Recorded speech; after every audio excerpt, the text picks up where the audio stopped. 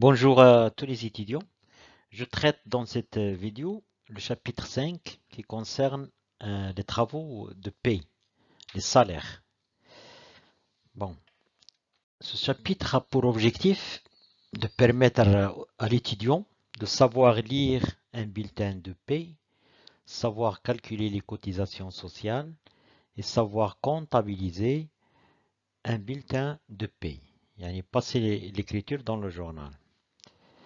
Alors, définition tout d'abord. Qu'appelle-t-on le personnel de l'entreprise? Le personnel de l'entreprise comprend l'ensemble des personnes qui sont liées par un contrat de travail. Un contrat de travail, ça veut dire les travailleurs qui travaillent à mi-temps ou bien des intérimaires qui ne sont pas liés par un contrat de travail ne sont pas comptabilisés dans le poste 617. Les charges de personnel sont comptabilisées dans les comptes de fourniture extérieure. Très bien. Donc, le personnel de l'entreprise comprend l'ensemble des personnes qui sont liées par un contrat de travail et qui perçoivent un salaire en contrepartie de leur travail.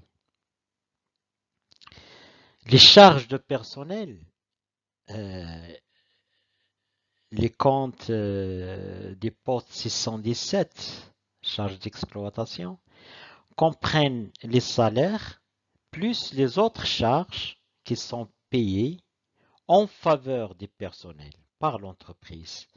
Donc il n'y a pas que les salaires, il y a d'autres charges que supporte l'entreprise en faveur, c'est-à-dire dans l'intérêt de ses salariés. Toutes les charges qui sont payées à la CNSS, la retraite, etc. Les caisses de retraite, etc. Donc il y a les salaires, mais il y a tout un ensemble de charges dans les comptes des postes 617. Et les charges de personnel constituent généralement une composante importante des charges d'exploitation. Donc, ce chapitre, il traite un peu, c'est un chapitre qui est très important. Qui est très important. Pourquoi? Parce qu'il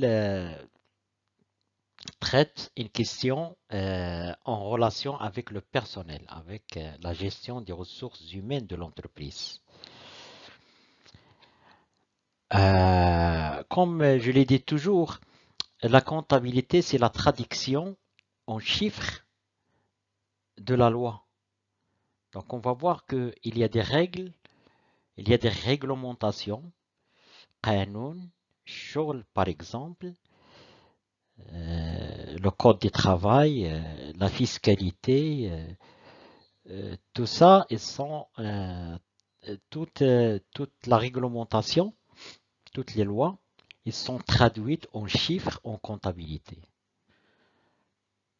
Trois points à voir dans ce chapitre. Donc le premier point, ce sont une question sur les composantes des salaires, de quoi le salaire est composé. Deuxième point, les retenues sur les salaires. Qu'est-ce qu'on retient sur les salaires? Quelles sont les sommes que l'employeur garde du salaire pour les verser à d'autres organismes?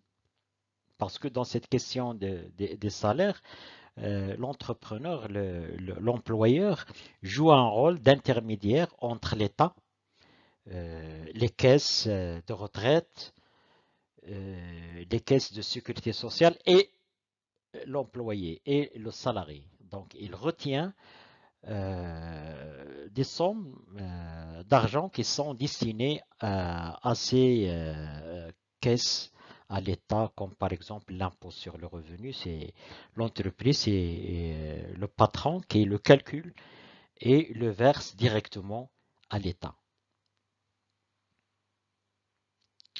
Et puis le troisième point, la comptabilisation des charges de personnel.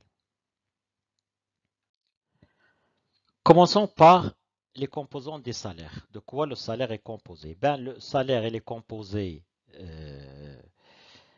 des salaires de base, Ratib SSI, un salaire de base, qui soit forfaitaire et fixé par un contrat de travail. Donc un salarié qui discute son salaire avec son employeur et ils se mettent d'accord sur un salaire de base dans un contrat. Ou bien il est calculé par application d'un taux horaire au nombre d'heures effectuées. Donc il y a dans le marché des gens qui travaillent à l'heure. Et l'heure, il est fixé. Son taux, il est fixé. En plus, en plus du salaire de base, il y a d'autres composantes qui s'ajoutent. Donc le salaire de base est généralement augmenté par les heures supplémentaires. Les heures supplémentaires, c'est réglementé, donc c'est réglementé par la loi. Donc si par exemple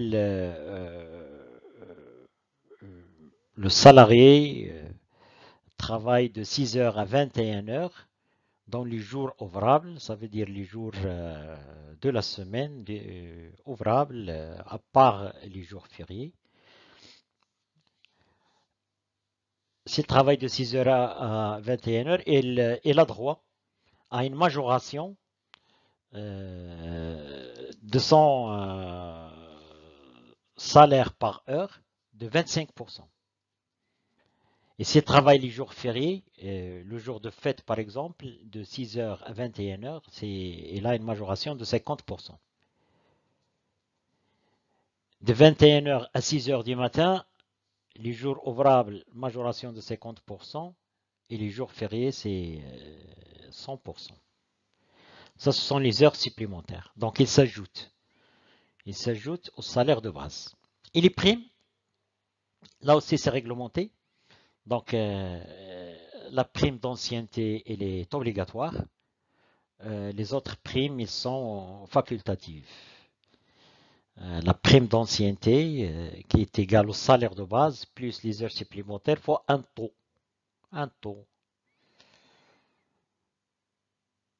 Il y a aussi les indemnités, donc, qui s'ajoutent au salaire, comme par exemple les indemnités de déplacement, de transport accordées aux salariés. Un salarié qui se rend à son travail venant d'une zone lointaine, il a droit à une indemnité de déplacement qui ne doit pas dépasser un certain montant en dirhams.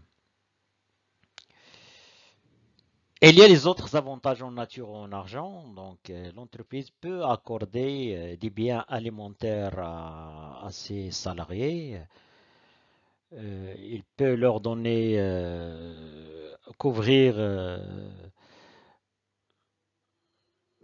des charges comme le logement, l'électricité, etc. Et leur fournir une voiture personnelle, leur fournir le logement, des avantages en nature. Ou bien, il y a des avantages en numéraire, des avantages en argent, comme des frais de voyage et de séjour, dire remboursement du loyer, prime d'assurance, participation aux frais de scolarité des enfants des salariés, etc. Là, ce sont des avantages que l'entreprise peut accorder à ses salariés et qui s'ajoutent au salaire de base pour former le salaire brut global. Donc, salaire de base, plus les primes, plus les indemnités, plus d'autres avantages, nous donnent le salaire brut global. Le salaire brut global. الراتب الخام الإجمالي. Voyons le point B. Quelles sont les retenues sur salaire? Quelles sont les sommes d'argent que l'employeur garde sur le salaire de son salarié? Voilà. Donc, retenues sur salaire, il y a tout d'abord des retenues sociales, des retenues de la Caisse nationale de la sécurité sociale. Il y a des retenues de retraite, il y a des retenues de mutuelle, et il y a l'impôt sur les revenus. On va voir en détail chacune de ces retenues. Donc, salaire brut global, moins les retenues sur salaire, ça nous donne le salaire net. Le salaire net. Les retenues sur salaire, les sommes que le patron garde, calcule et verse à la CNSS, à la retraite, aux mutuelles et à l'État, ils sont calculés et reversés par l'employeur aux organismes collecteurs, caisses sociales et organismes de retraite, État pour l'impôt sur les revenus. Ils sont inscrites, ces retenues, dans le poste 444 du bilan, organismes sociaux. Donc ce sont des dettes. Pourquoi ce sont des dettes? Ce sont des dettes parce que l'employeur doit les renverser à l'État, ou bien doit les verser à l'État. Donc il les retient sur le salaire de l'employé et les verse dans le compte de l'État. Donc ces comptes des postes 444, ce sont des comptes qui sont crédités par les sommes qui correspondent à ces différents organismes collecteurs. Donc, l'entreprise, elle est débitrice vis-à-vis des organismes sociaux. Donc, vis-à-vis de la Caisse nationale de la sécurité sociale, caisse de retraite, mutuelle, autres organismes sociaux et l'État, en ce qui concerne l'impôt sur les revenus.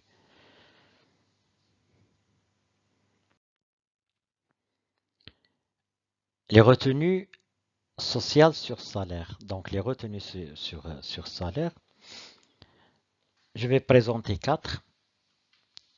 Tout d'abord, il y a les retenues sociales. Pourquoi les retenues sociales? Parce que ces retenues-là ont un caractère d'assurance. C'est comme des assurances qui sont prises sur le salaire de l'employé et qui sont versées à l'État. Donc, ils ont ce caractère social. Parce que quelque part, l'entreprise elle est responsable de la santé de ses salariés. Donc le travail, il y a des risques de travail, il y a des risques d'accident, il y a risque de ne plus pouvoir travailler. Donc il y a plusieurs risques. Il faut qu'il y ait une couverture de ces risques. كيخص واحد الضمان ضد هاد المشاكل اللي كتوقع في العمل. Donc, les retenues ont un caractère social, on les appelle les retenues sociales sur le salaire. Premièrement, la Caisse nationale de sécurité sociale. Donc, c'est quoi la Caisse nationale de sécurité sociale? La CNSS, que tout le monde connaît.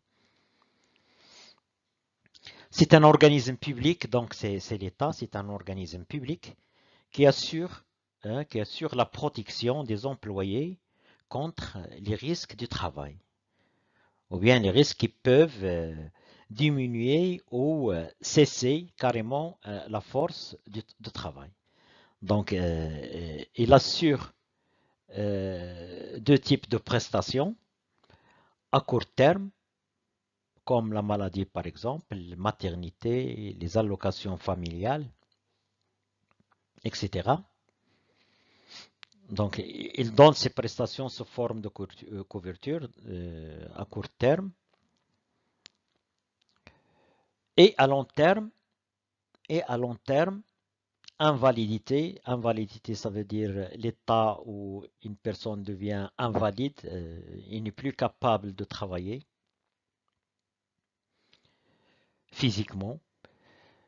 Et les pensions de retraite, les pensions les pensions de retraite. Un salarié, lorsqu'il atteint l'âge de la retraite, la CNSS lui couvre cette pension de retraite mensuelle. Ben, ces prestations-là, donc elles sont données par la Caisse nationale de sécurité sociale en contrepartie des cotisations auprès des salariés et des employeurs.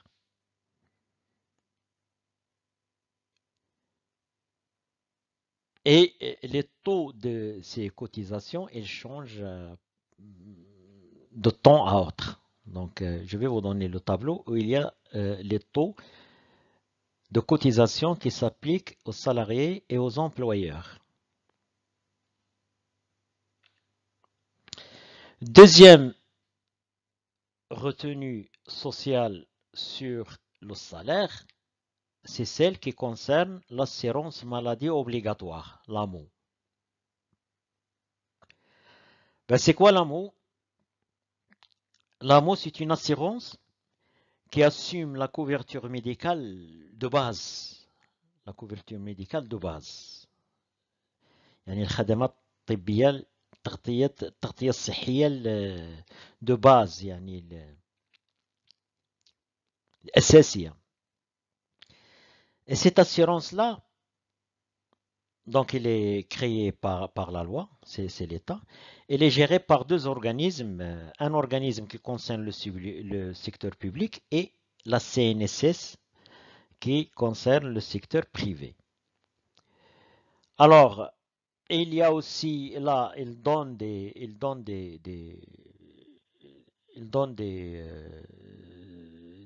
une couverture, donc il donne des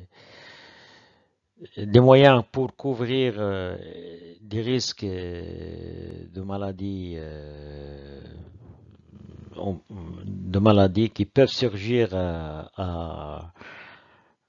aux salariés ou bien à ses membres de famille. Mais en contrepartie, là aussi, la CNSS perçoit des cotisations auprès des salariés et leurs employeurs. Pourquoi la CNSS? Parce que c'est géré par la CNSS tout simplement.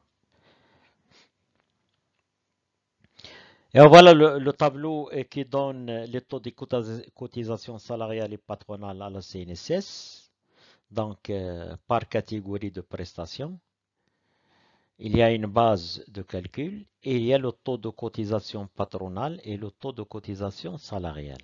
C'est-à-dire quel est le pourcentage que doit payer le salarié pour la Caisse nationale de sécurité sociale et quel est le pourcentage que doit payer le patron en faveur de son salarié. Parce qu'il est aussi responsable de la situation sociale de son employé.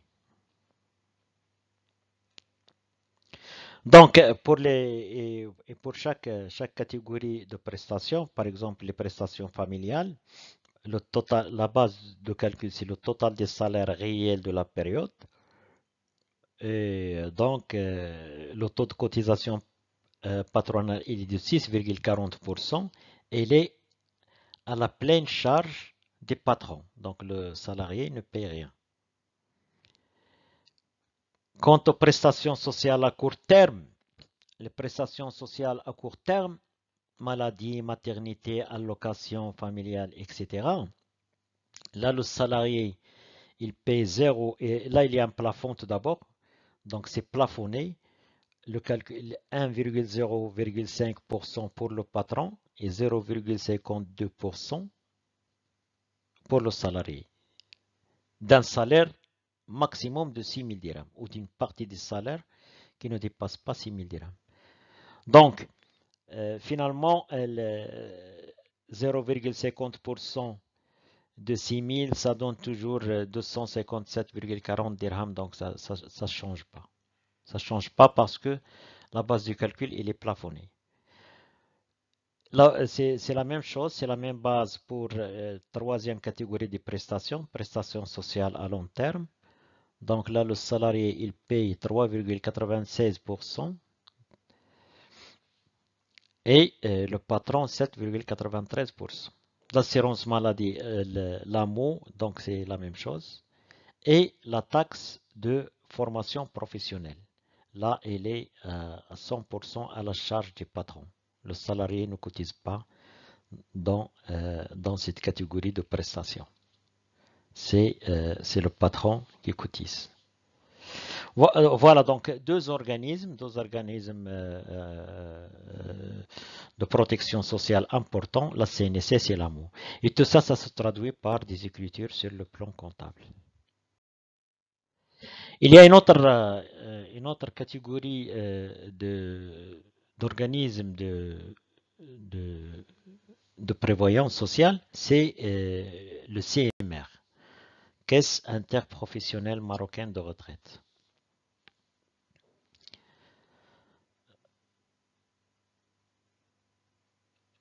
Voilà, cette caisse de retraite, elle est complémentaire par rapport à la CNSS. La CNSS, elle donne des pensions de retraite. Le CMR est complète. Donc, est complète et c'est facultatif, donc c'est pas obligatoire. L'employé peut adhérer à cette caisse de retraite à faire adhérer son personnel s'il le veut. S'il ne veut pas, donc c'est pas obligatoire. Par contre, la caisse, la CNSS, elle est obligatoire. Donc, son statut, c'est une association à but non lucratif. C'est une organisation à but non lucratif, OBNL. Par contre, la CNSS, c'est un organisme public. Là, il y a cette différence entre la CMR et la CNSS. La CNSS, c'est obligatoire, c'est l'État. Donc, il donne des pensions de retraite. La CMR, c'est une association à but non lucratif gérée par la loi. Et le régime, il est facultatif. Donc, on peut comme on ne peut pas adhérer. Il y a aussi les mutuelles, ta'adudiyat. Les mutuelles, ça aussi c'est géré par la loi. Donc les mutuelles, elles se basent sur un système d'entraide, tadamun, ta'adudiyat, ta'adud. Et il y a des cotisations mensuelles et en contrepartie de ces cotisations, l'adhérent bénéficie du remboursement d'une partie des frais médicaux, chirurgicaux, d'hospitalisation et pharmaceutiques. Donc c'est la mutualité, c'est un système qui est basé sur la solidarité, tadamul ijtimaï, hein, assurance, prévoyance fondée sur l'entraide mutuelle des membres qui cotisent. Donc il y a des membres qui cotisent, ils sont groupés au sein d'une même société mutualiste. Donc il y en a beaucoup, il y a plusieurs sociétés mutualistes euh, dans notre pays. Hein. Il y a au moins une trentaine de mutuelles. Dans tous les secteurs, dans le secteur privé, dans le secteur public. Voilà donc pour les mutuelles.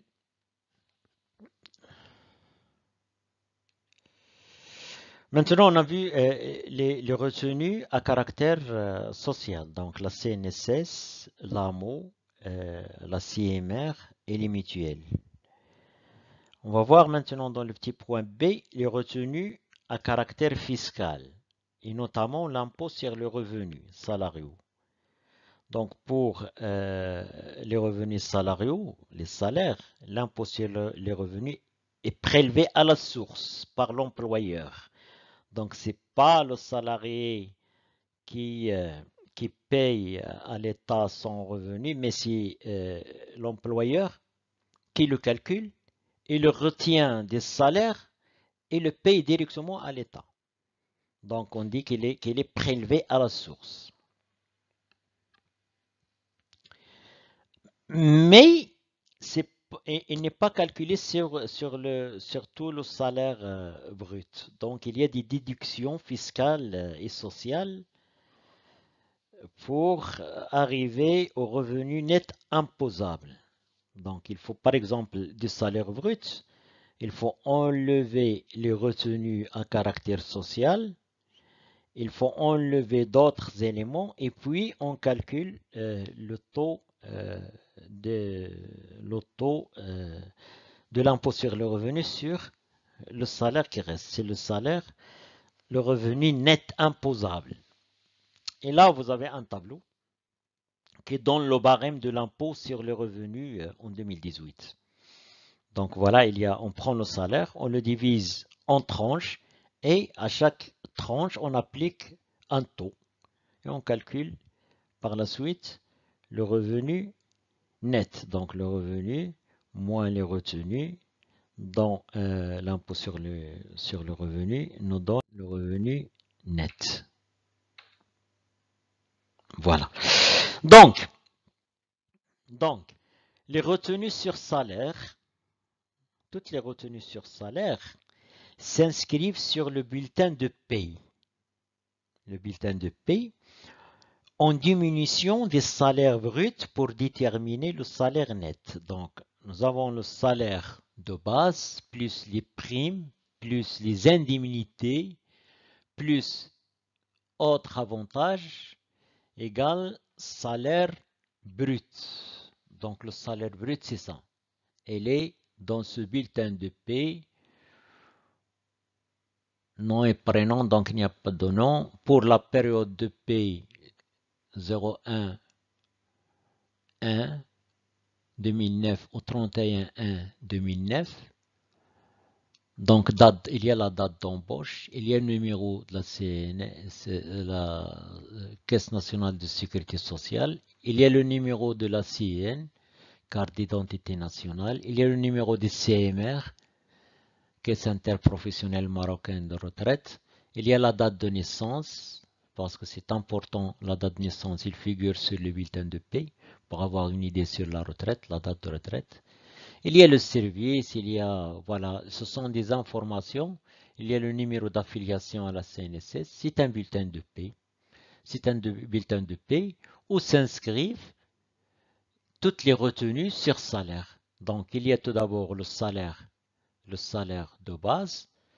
La première ligne, donc salaire de base, 15 000, nombre au taux 26 jours. Donc c'est calculé, c'est un salaire qui est calculé à la journée, à l'heure. Donc 26 jours de travail, ça donne 15 000. Et il y a 2 colonnes par salarial et 2 colonnes par patronal. Donc, pour les indemnités de fonction, il y a un montant de 4 000. Donc, il y a le salaire de base de 15 000, plus indemnité de fonction 4 000, plus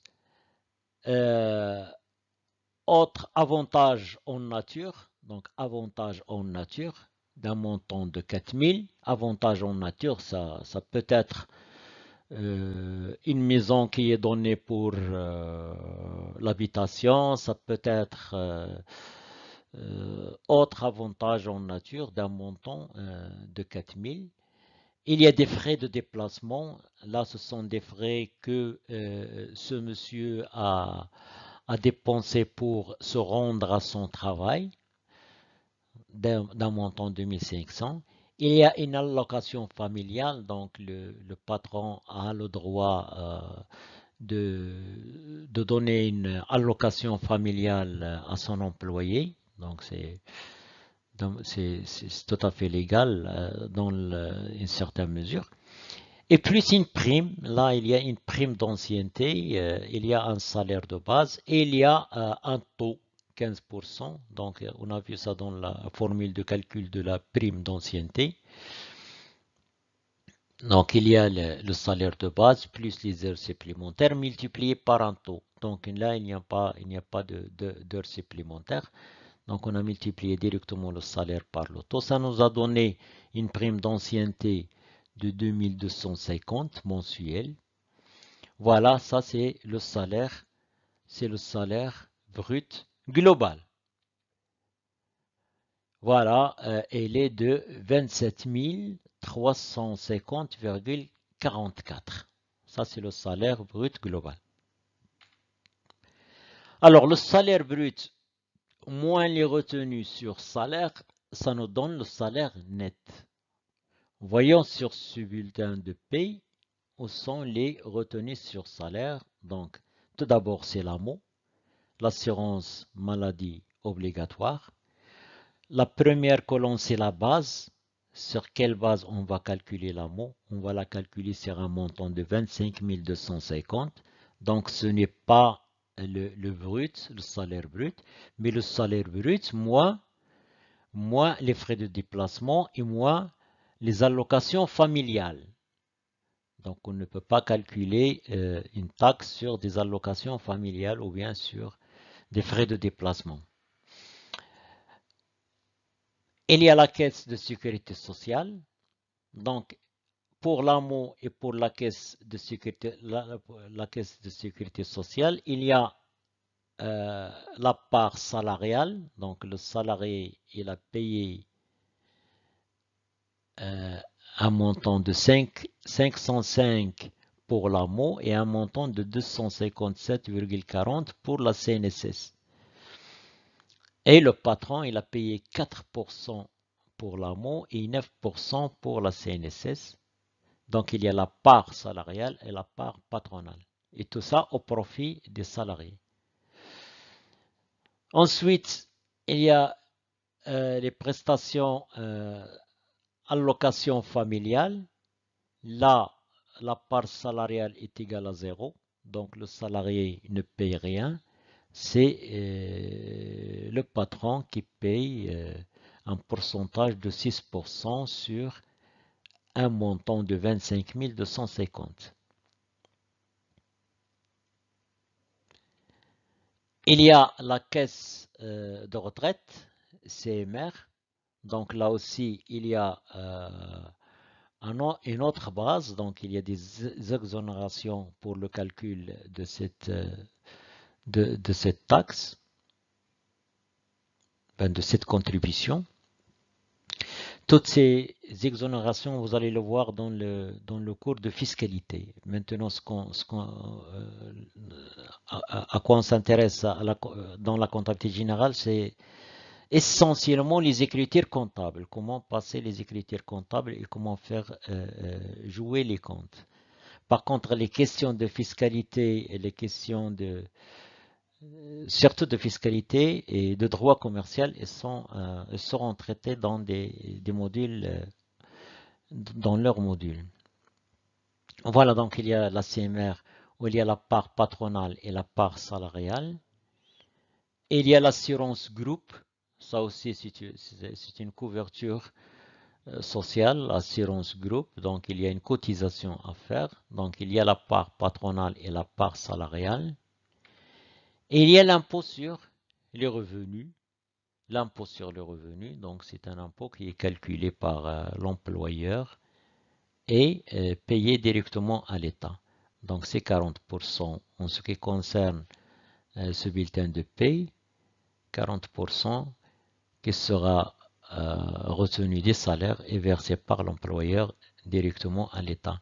Il y a la taxe de formation professionnelle. La taxe de formation professionnelle, le taux est pris en charge à 100% par le patron. Donc c'est 2% de 25 250. Voilà l'ensemble des retenues par salarial. Donc salaire brut moins retenue sur salaire égale salaire net. Donc le salaire brut moins les retenues sur salaire par salarial. Ça veut dire les montants destinés aux organismes sociaux et à l'impôt sur le revenu qui sont payés à partir du salaire brut. Par contre, le net, voilà, il est de 18 541. C'est le salaire brut, moins, c'est les 27 350,44, moins les 8 809,44, ça donne 18 541 dirhams. Voilà un bulletin de paie. Et on va voir dans un autre point comment passer les écritures au journal. Là, ce sont les charges sociales patronales. Là, ce sont les charges que le patron a supportées en faveur de son salarié. Donc, on appelle ça les charges sociales patronales. Donc, déjà, vous voyez, à partir de ce bulletin de paie, il y a beaucoup d'éléments. Beaucoup d'éléments. Mais ce qu'il faut garder, c'est surtout comment on calcule la part salariale et comment on calcule la part patronale. Donc, qu'est-ce que la part salariale et qu'est-ce que la part patronale et qui fait le calcul et comment on fait jouer les comptes. Troisième point, c'est ce qu'on va voir dans le troisième point, la comptabilisation des charges de personnel. La comptabilisation des charges de personnel. Donc, nous avons là les charges sociales par salarial. Donc, le salarié, qu'est-ce qu'il paye? Il cotise à la CNSS, donc il paye sa cotisation à la CNSS, à la retraite, au mutuel et l'impôt sur le revenu, bien sûr. Donc, ce sont les retenues sociales. Et les charges de personnel par patronal, les charges sociales par patronal. Là aussi, il y a une partie qui concerne la CNSS, une partie qui concerne la retraite et une partie qui concerne les mutuelles. Tout ça, ça doit être calculé et payé directement par l'employeur à l'État, enfin aux organismes concernés. Donc l'employeur est débiteur vis-à-vis de la CNSS de la cotisation totale par patronale et par salariale est responsable de son paiement. Donc c'est l'employeur qui doit faire le calcul et puis verser la part salariale et la part patronale aux organismes de prévoyance sociale, à la CNSS.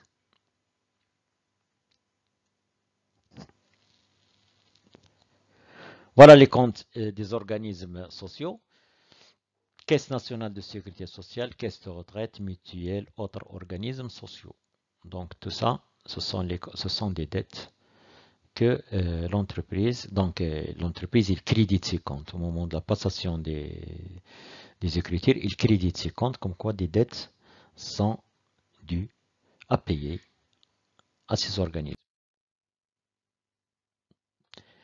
Voyons maintenant les comptes concernés. Tout d'abord, pour l'enregistrement des salaires bruts et les retenues sociales. Donc, pour enregistrer le salaire brut et les retenues sociales, les comptes à débiter, ce sont les comptes des postes 617. Le compte divisionnaire 617.11, appointement et salaire. Donc, c'est une charge, c'est la classe 6, je divise la charge. Donc, cette charge concerne quoi? Les salaires. Quel salaire? C'est le salaire brut. C'est le salaire brut. Donc, pour le salaire brut, je divise le compte 617, le compte divisionnaire 617.11. Les primes. Donc, on a dit au départ que le salaire, il est augmenté d'un certain nombre d'éléments. Les primes. Les primes aussi, il faut les inscrire au début de compte de charge 617.12. L'entreprise donne une prime, pour elle c'est une charge, elle est à inscrire dans le compte divisionnaire 617.12. Prime et gratification. Il y a aussi des indemnités, des avantages divers qu'on ajoute au salaire brut. Donc, ces indemnités et ces avantages, ce sont des charges que l'entreprise inscrit au compte divisionnaire 7713, indemnités et avantages divers. Il y a d'autres. Donc, les sommes portées au début de ces comptes divisionnaires peuvent être regroupées dans le compte 61-71 ou bien 617.1, rémunération des personnels. Donc, et on met tout sans passer par les comptes divisionnaires. Donc rémunération, c'est le compte principal. Donc 61, 71, c'est le compte principal, rémunération du personnel. Donc on peut s'en passer des comptes divisionnaires. Maintenant, le compte 61, 617.1, rémunération du personnel, enregistre à son débit les rémunérations brutes des personnels. Les rémunérations brutes. Donc, des rémunérations brutes, il faut retrancher les retenues. Hein? Il faut calculer les retenues fiscales et sociales. Fiscales, c'est l'impôt sur les revenus. Et social, c'est, je répète, c'est la CNSS, c'est la mutuelle, c'est la caisse de retraite et c'est l'AMO, globalement. Donc, le compte 61-71, c'est un compte qui enregistre à son débit les rémunérations brutes des personnels. Rémunération brute des personnels.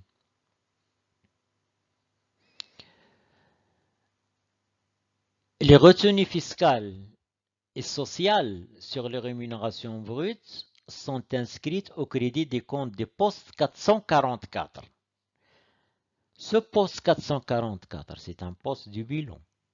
Donc ce sont la caisse sociale, les organismes de crédit, ce sont les dettes. Donc l'entreprise, qu'est-ce qu'il fait? Il débite en comptabilité, il débite ce compte de charge et les retenues, puisque la rémunération de personnel, c'est le montant brut, donc il doit retenir et il doit calculer le montant qui doit être destiné à la caisse sociale, aux caisses de retraite, à l'AMO, à l'impôt sur le revenu. Donc, quelque part, il va créditer des comptes du passif circulant, le poste 444. Et à la fin, ce qui va rester, c'est le salaire net. C'est le salaire net. Maintenant, les comptes à créditer.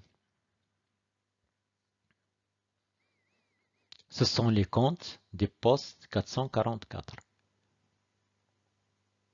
Ce sont les comptes des postes 44. Oubliez le premier compte avant, c'est un compte au personnel. On verra ça dans un exercice. Donc, le compte 4432, rémunération due au personnel. 4441 CNSS, je crédite de la part salariale. Caisse de retraite, je crédite part salariale. Mutuelle, je crédite la part salariale. Et l'impôt sur le revenu, je crédite le montant correspondant à l'impôt qui va être versé à l'État. Ce sont des comptes des passifs circulants. Donc, ce sont des dettes à court terme que l'entreprise va verser à l'État. Je reviens au compte 4432, rémunération due au personnel. Vous voyez le compte 61-71 dans les comptes à débiter. En bas, 61-71, c'est rémunération du personnel. Et le compte ici, 4432, c'est rémunération due au personnel. يعني الرواتب المستحقة للمستخدمين. المستحقة يعني l'employeur doit verser au personnel. Donc c'est une dette. Donc il faut pas tomber dans cette confusion. 61, c'est rémunération du personnel, c'est une charge, c'est le montant brut. Par contre, 44,32, c'est rémunération due au personnel. Là, c'est le salaire net. C'est le salaire qui doit être versé par le débit de compte, un compte de trésorerie. Il doit être versé aux employés. Il faut créditer un compte de trésorerie. Donc, il faut créditer un compte de trésorerie pour régler ce poste 444. Les dettes vis-à-vis des caisses de retraite, des mutuelles, de la CNSS, etc. Et l'État, bien sûr. Le compte 4452 est crédité des impôts, taxes et des dettes assimilées, y compris les retenues affectées pour le compte de l'État. Parce que si vous jetez un coup d'œil sur le plan comptable, l'impôt sur le revenu, il n'est pas signalé, mais il faut le classer dans le compte 4452. 4452. Donc, après l'enregistrement des salaires nets, maintenant l'enregistrement des charges patronales. Les charges patronales. Donc, la partie que doit supporter l'entreprise en ce qui concerne euh, les organismes de prévoyance sociale, CNSS, AMO, caisse de retraite, etc. Donc maintenant, l'enregistrement des charges, les comptes à débiter. Donc il faut débiter, enfin l'entreprise doit débiter cotisation de sécurité sociale, c'est une charge. Donc la partie qui concerne la part patronale, donc c'est une charge. Cotisation aux caisses de retraite, cotisation aux mutuelles. Donc le compte 61-74, charges sociales, ça c'est le compte principal. Et les comptes divisionnaires, on peut regrouper dans ce compte principal les trois comptes divisionnaires. Ce compte enregistre à son débit les charges sociales liées à la rémunération du personnel supporté par l'entreprise. Donc c'est la part patronale, les cotisations patronales. La contrepartie est inscrite elle aussi au crédit du compte du poste 444. Donc c'est la même chose que pour la part salariale.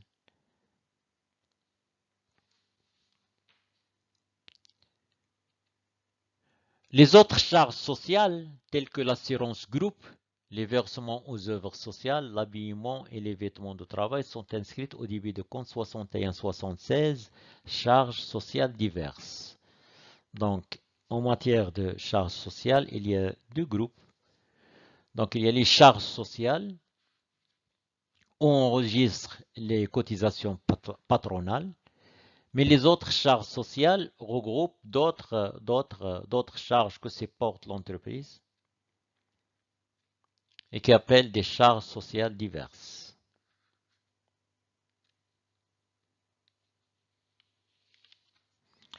Voilà. Donc, les comptes accrédités dans l'enregistrement des charges patronales, ce sont les comptes des postes 444, donc les comptes des passifs circulants. Donc, dans ce compte 44-41 CNSS, par exemple, qu'est-ce qu'on va trouver? On va trouver 6 sommes payées par le patron et qui s'ajoutent à l'autre somme payée par le salarié.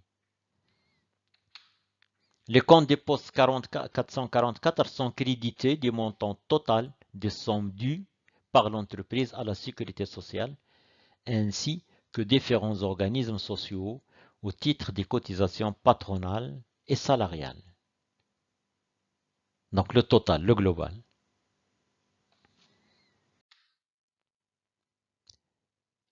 Troisième élément dans cet enregistrement, les règlements des salaires nets. Règlement des salaires nets, ça veut dire le versement des salaires nets.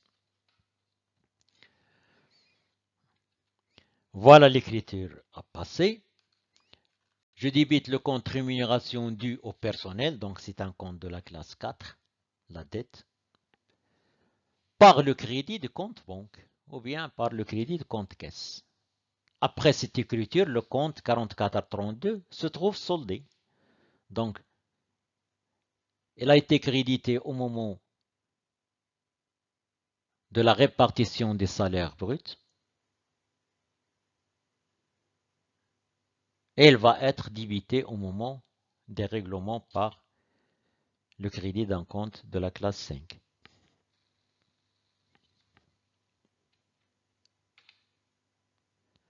Règlement des dettes aux organismes sociaux. On va voir maintenant les comptes de la classe des postes 444 pour le règlement. Je débite CNSS, je débite caisse de retraite, je débite mutuelle, je débite l'impôt sur les revenus salariaux par le crédit d'un compte de trésorerie, banque par exemple. Donc il y a deux moments. Il faut faire la constatation et puis il faut faire le règlement. On va voir ça dans, dans un exemple chiffré. Les comptes des postes 444 et 445 sont débités des règlements effectués à ces organismes par le crédit des comptes de trésorerie intéressés. Banque, caisse, etc. Enfin, banque, caisse. Ou par virement bancaire. Exemple d'application. Donc, on extrait du livre de paie, parce que le livre de paie, c'est obligatoire, tout d'abord. Il faut que l'entreprise détienne un livre de paie où il inscrit la paie de tous ses salariés. On extrait de ce livre de paie de la société MAR pour le mois de mars 2020 les éléments suivants. Donc, il y a deux groupes. Premier groupe, ce sont les éléments du salaire et les retenues salariales en dirhams. Donc, les éléments du salaire, ça veut dire les composants du salaire et les montants retenus, retenus pour le compte des organismes sociaux et de l'État. Donc, les retenues salariales en dirhams. Appointement et salaire, autrement dit salaire de base, c'est 150 000. Primes et gratifications, 16 000. Indemnités et avantages divers, 6 000. Retenue de sécurité sociale, 8 600.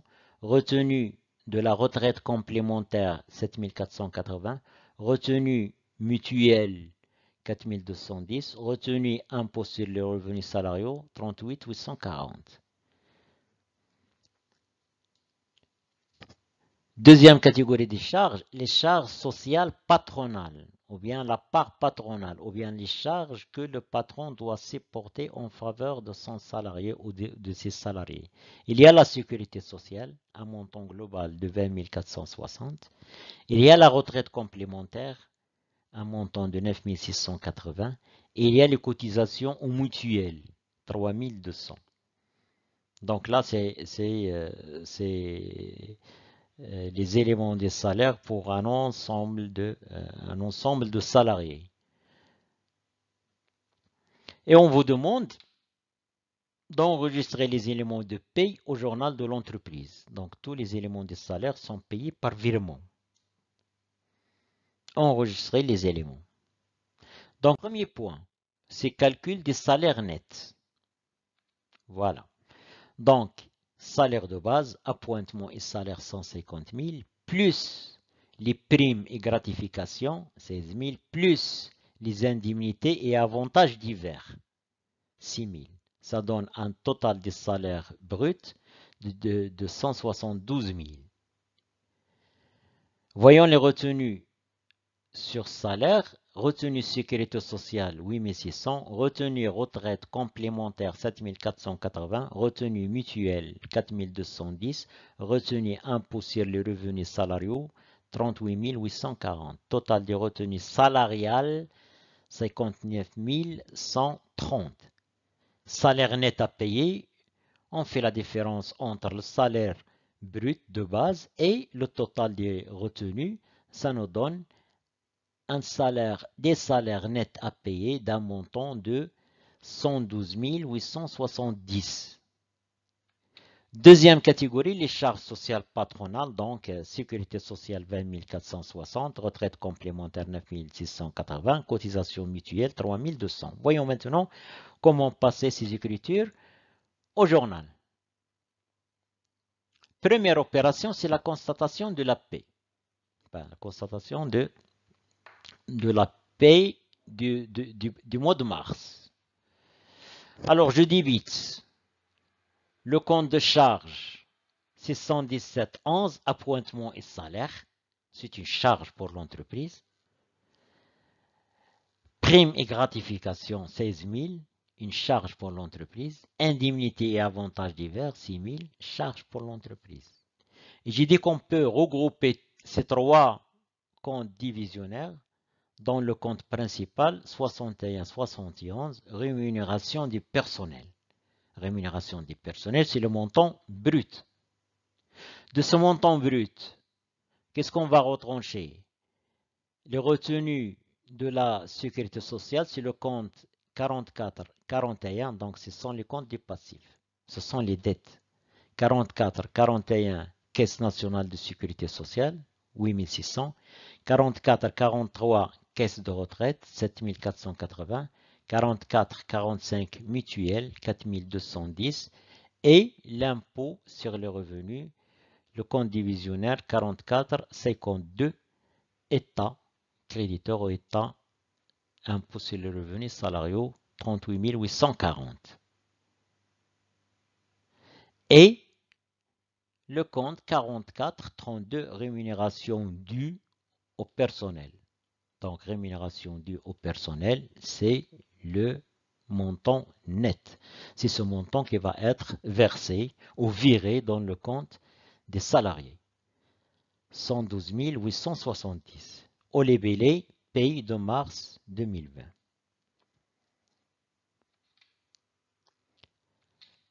Salaire net.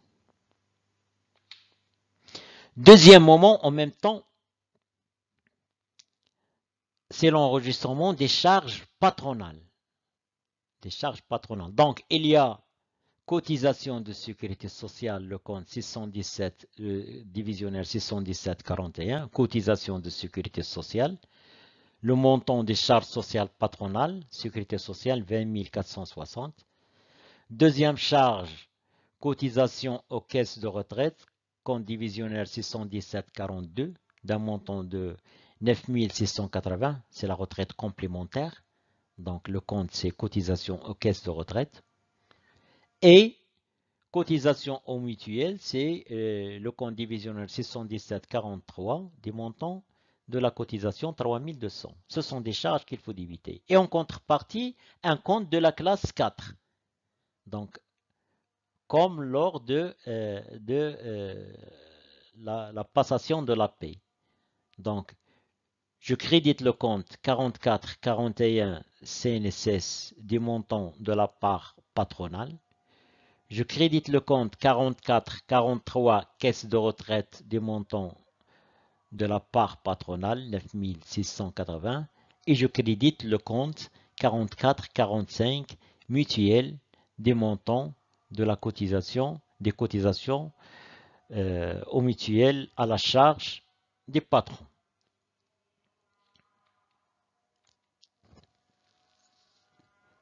Important, les comptes des postes 444 et 445 sont débités des règlements effectués à ces organismes par le crédit des comptes de trésorerie intéressés.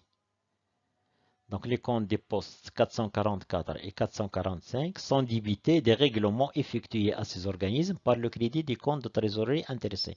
Donc lors des règlements, là on parle de virement, donc on va débiter ces comptes par le crédit d'un compte de trésorerie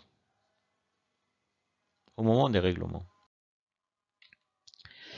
Prenons un deuxième exemple et je reviens à cette fiche de paie et je vous demande de passer les écritures au journal. Deuxième exemple. Donc je passe les écritures directement au journal. 31-1-09.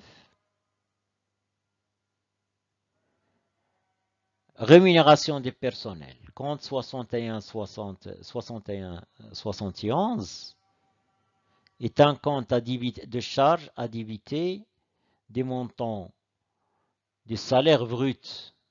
Donc, montant des salaires bruts qui figure sur le bulletin de paie. 27 350. Rémunération du personnel. Concernant ce bulletin de paie,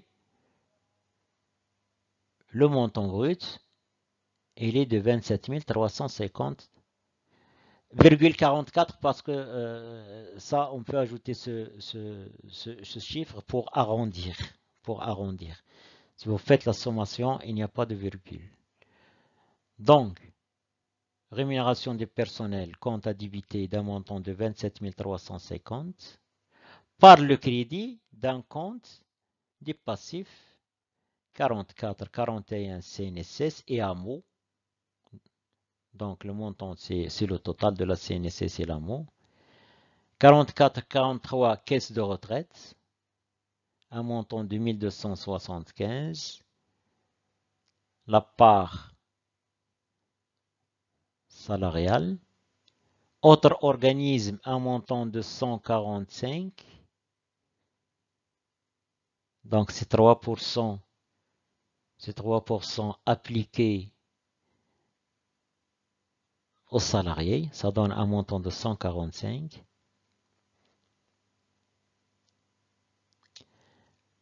Le compte divisionnaire 4452 est à impôt sur les revenus salariaux des montants calculés de l'impôt. Et ce qui reste, c'est le net rémunération due au personnel, le montant de 18 540,56. Donc, ce qui figure le cumul net dans le bulletin de paie, c'est 18 541. Donc, il faut arrondir. Pour avoir le montant rond, 18 540. Mais ce n'est pas un problème. Ça, c'est la première étape de passation des écritures au journal. C'est de déterminer les salaires nets, rémunération due au personnel. Deuxième étape, c'est l'enregistrement des charges patronales. Alors là, on va voir dans la colonne par patronale, qu'est-ce qu'il y a? Donc, il y a un montant des charges sociales. Donc, c'est une charge. Donc, pour l'entreprise, c'est le débit du compte 61,74, charge sociale, d'un montant de 4 694,75. Qu'est-ce qu'il y a dans ce compte? Donc, ce compte, il regroupe les cotisations à la CNSS, à l'AMO, CMR et la taxe professionnelle. Charge sociale. Donc, il faut se référer à ce compte pour voir les comptes divisionnaires. Donc, il regroupe CNSS, l'AMO, CMR et la taxe professionnelle. L'entreprise débite en deuxième lieu 61,76, charges sociales diverses. Autres charges sociales. Donc, ce sont des charges sociales diverses qui n'ont pas le même caractère que celui des charges sociales. Ce sont le montant de la cotisation à l'assurance groupe et autres assurances. Et en contrepartie, il crédite le compte 4441 CNSS. Donc le montant de la cotisation à la CNSS, l'AMO et la taxe professionnelle. Caisse de retraite, c'est le montant de la cotisation à la CMR, 1275 que paye le patron en faveur de son salarié, donc sa contribution. المساهمة يعني نقدروا نسموها المساهمة les comptes ici c'est المساهمة ديال رب العمل في التغطية الصحية نتاع العامل اللي عنده. Et il crédite le compte autres organismes sociaux, le montant de la cotisation aux autres assurances d'un montant de 600. En libellé, enregistrement des charges patronales.